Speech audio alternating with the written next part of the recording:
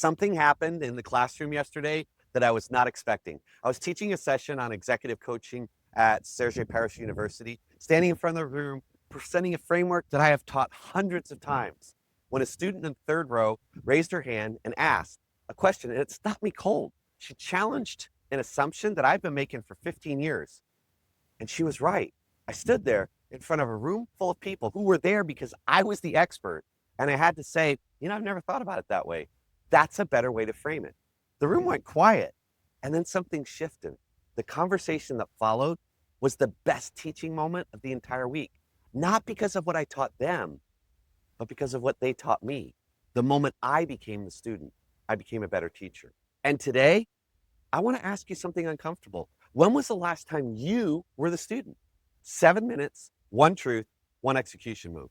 If you're a leader who's tired of being a person in the room who is expected to know everything, tired of that quiet pressure to never be wrong, never be uncertain, and never admit there's something you don't know, and tired of the slow realization that the less you learn, the less effective you become, you're in the right place.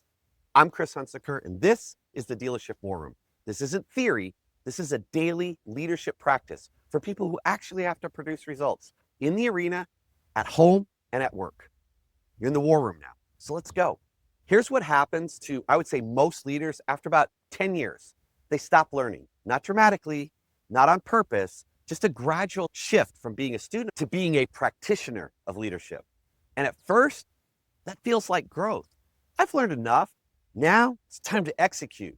But over time, execution without learning becomes repetition. And repetition without new input becomes stagnation.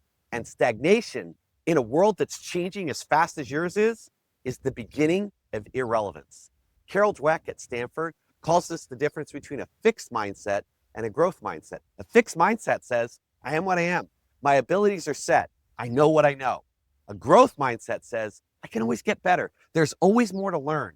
And the moment I stop learning, I start falling behind. Here's what I've noticed in 30 years. The leaders who sustained excellence over decades never lose the growth mindset. They stay curious. They stay humble. They stay willing to be wrong in front of other people. And the ones who don't, who calcify around what they already know, become the manager everybody works around instead of with. And here's why it's so hard in automotive retail. You got promoted because you knew things. Your expertise was your currency. The more you knew, the more valuable you were. And that created a dangerous association. Knowing equals worth, which means not knowing equals weakness. So you stopped asking questions. You stopped admitting when you didn't understand something. And you stopped putting yourself in rooms where you weren't the smartest person, and you started performing expertise. Even when you were guessing, because the cost of saying, I don't know, felt higher than the cost of pretending. But here's the truth. People already know. They know when you're pretending. They see right through it faster than you think. And the leader who pretends to know everything doesn't inspire confidence.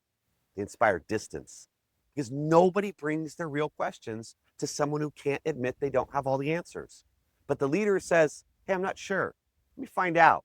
Or better yet, hey, let's figure this out together. That leader gets the truth, gets the best thinking in the room, and earns kind of respect that expertise alone never produces. I'm standing and filming this in Paris this week at a university, and I came here to teach.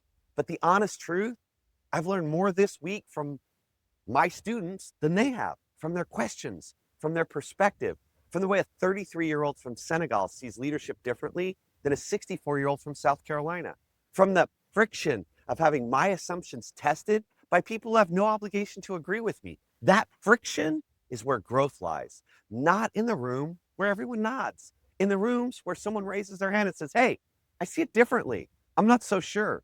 And if you're not putting yourself in those rooms anymore, if every room you enter is one where you're the authority, your growth has stopped.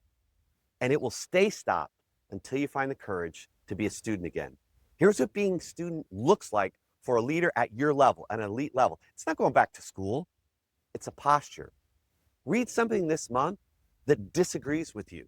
Not a book that confirms what you already believe, a book that challenges it. Have a conversation with someone who sees the world differently, a younger employee, a leader in another industry, a person from a different culture or background, not to convince them, to understand them. Ask your team a question you don't know the answer to. Hey, what do you think we should do about this?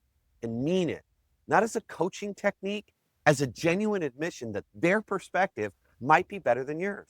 Attend something where you're not the expert, a workshop, a webinar, a mastermind, where other people are further along than you, and put yourself in the uncomfortable seat, the one where you don't know the most, and feel what it's like to be a learner again. That discomfort is the feeling of growth. And if you haven't felt it in a while, you haven't been growing. So here's today's execution move. And I call this the student commitment. I would ask you, I invite you to do three things. Number one, read one book that challenges your current way of thinking, not one that confirms it, one that argues against something that you believe, and then finish it. Number two, have one conversation with someone who sees the world differently than you do, not to debate, to learn. Ask questions, listen, let their perspective sit with you, even if it's uncomfortable. You don't have to accept it, just listen. And number three, say, I don't know, out loud in front of your team at least once this week. And then say, what do you think? That combination, I don't know, what do you think, is 6 words that will change the dynamic of every room you're in. Because those 6 words say, I trust your thinking.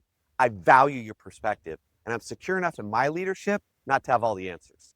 The leader who stops learning starts dying, not physically, but the part of them that made them great, the curiosity, the hunger, the willingness to be surprised by what they don't know. That part goes quietly. Don't let it. And if you're a leader who's calcified, who stopped learning years ago and is slowly becoming the person that everyone starts to work around, and you know someone like that, send them this episode, not as criticism, as an invitation to come alive again. Because elite leaders never graduate. They stay enrolled in every conversation, in every challenge, in every room where someone sees it differently than they do. And the moment you think you've arrived, you stop. The world, it'll keep moving without you. Stay a student. That's the kind of leader you're becoming. And tomorrow, I'm going to talk to you about the quiet threat that takes more leaders out of the game than any bad month ever could: burnout, and how it's coming before you ever see it. So today, go out, create some leadership fire, and I'll see you tomorrow in the Dealership War Room.